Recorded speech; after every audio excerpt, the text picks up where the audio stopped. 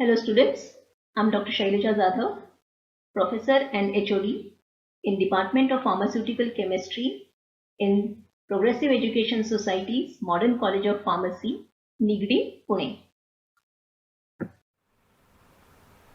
What do you mean by immobilized enzyme? It is an enzyme which is physically attached to a solid support over which a substrate is passed and converted to the product. Immobilized enzyme is specific, cost effective, though it is difficult to separate. Let us see the advantages of enzyme immobilization. Here, multiple or repetitive use of a single batch of enzymes can be done. So one batch of immobilized enzyme can be used again and again and again. We can stop the reaction rapidly by removing the enzyme from the reaction solution at any given time. The enzymes become more stable when they are in the bound form. The product is not contaminated with the enzyme, and from the analytical point of view, the immobilized enzyme has long half-life, predictable decay rates, and reagent preparation etc. is not required. Let us see the methods of enzyme immobilization. They are carrier binding, cross-linking, and entrapment. Now, carrier binding can be done either by physical adsorption, ionic binding, or covalent binding. Entrapment is of two types, lattice type and microcapsule type.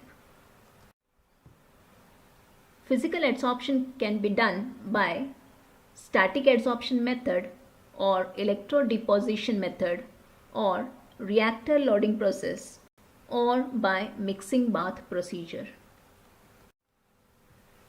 Covalent binding can be done by diazo bond, peptide bond or alkyl bond, etc. The microcapsule type of entrapment of enzymes can be done by interfacial polymerization or liquid drying or by phase separation. Now let us see these methods of enzyme immobilization one by one. Let us start with carrier binding, then cross-linking and entrapment. In the carrier binding method, the enzyme is bound to a carrier. The activity of the immobilized enzyme depends on the amount of enzyme bound to the carrier and the nature of the carrier. Selection of the carrier depends on the particle size, surface area, and molar ratio of hydrophilic to the hydrophobic group. Increase in the ratio of hydrophilic to hydrophobic groups increases the activity of immobilized enzymes. The commonly used carriers are cellulose, dextran, agarose, and polyacrylamide gel. As we have seen, the carrier binding method is further subclassified into physical adsorption method, ionic binding method, and covalent binding method. In the physical adsorption method of enzyme immobilization, the enzyme is physically adsorbed on the surface of water insoluble carriers. There is very less or no change of enzyme or destruction of its active center. This method is simple and cheap if we can find a suitable carrier for the enzyme. The disadvantage is that because the binding forces are very weak between the adsorbed enzyme and the carrier, the enzymes might leak into the solution.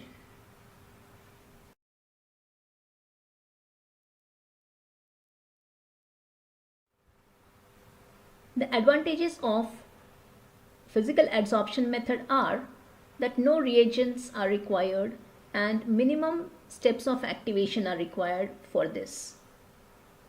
Adsorption is less disruptive than the chemical method of binding, and also this method is similar to that found in the natural biological membranes. The disadvantages of this method are that due to the weak bonds involved, desorption of proteins occurs in varied temperature, pH, ionic strength, etc. This method is non-specific, hence adsorption of other proteins or other substances may occur, and this may alter the properties of immobilized enzyme. If the substance adsorbed is a substrate for the enzyme, the rate will decrease depending on surface mobility of enzyme and substrate. Let us see the ionic binding method. Here, the enzyme protein binds to the water insoluble carrier containing ion exchange residues. The carriers used are polysaccharides and synthetic polymers having ion exchange centers. Milder conditions for binding are required than those for the covalent binding method. In this method, very few changes occur in conformation and the active site of the enzyme, and the immobilized enzymes with high activity are obtained by this method. In the covalent binding mode, the covalent bonds are formed between the enzyme and the support matrix. The type of reaction used depends upon the binding reaction conditions, should not cause loss of enzyme activity, and the active site of enzyme must be unaffected by the reagents used.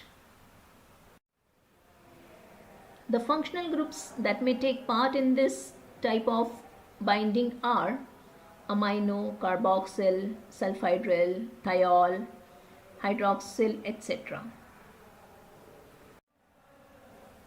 The conditions in covalent binding are much more complicated and more strong as compared to the ionic binding.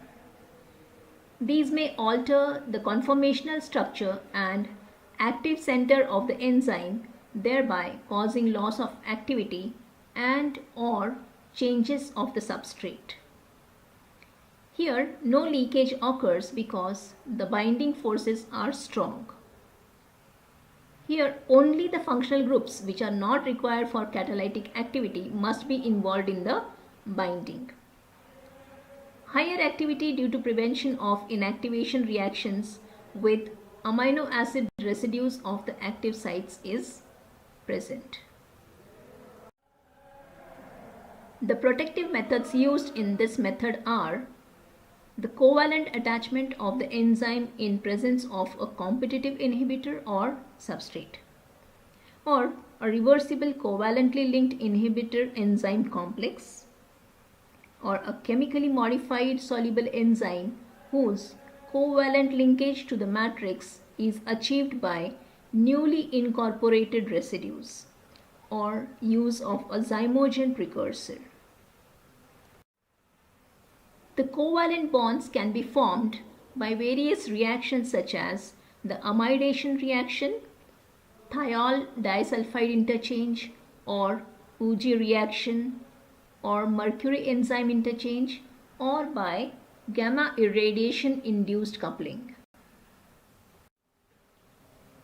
Covalent bonds can also be formed by binding with bifunctional reagents of the carrier or diazotization, alkylation and arylation, or by Schiff base formation. Here, the active site must not be hindered and there must be ample space between the enzyme and the backbone. In order to increase the yield, the number of reactive residues of an enzyme can be increased. It should provide stable, immobilized enzyme derivatives that do not leach enzyme into the surrounding solution. This method is the generally applicable method of immobilization. We have seen the carrier binding methods. Now let's see the cross-linking methods of enzyme immobilization.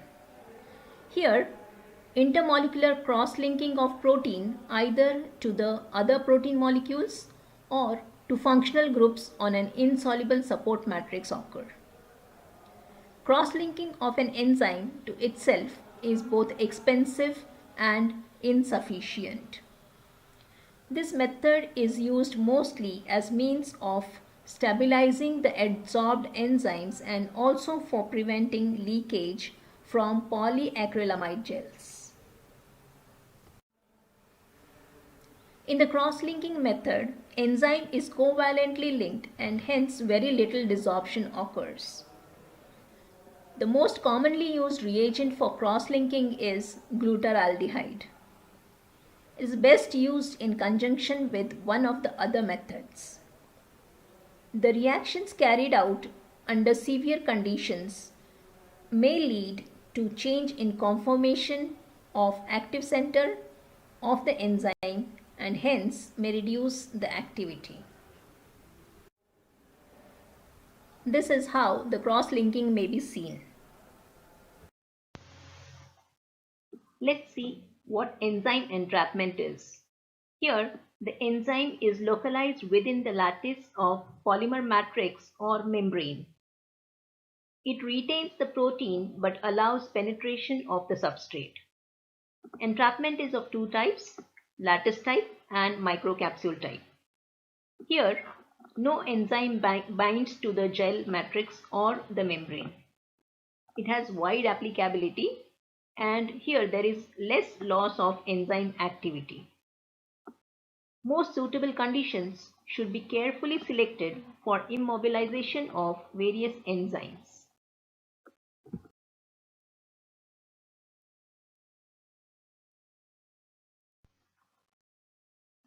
In lattice type of enzyme entrapment, the enzymes are entrapped within interstitial spaces of a cross-linked water-insoluble polymer. The polymers that are used to immobilize enzymes using this technique are polyarylamide, polyvinyl alcohol, etc. In microcapsule type of enzyme entrapment, the enzymes are enclosed within semi-permeable polymer membranes.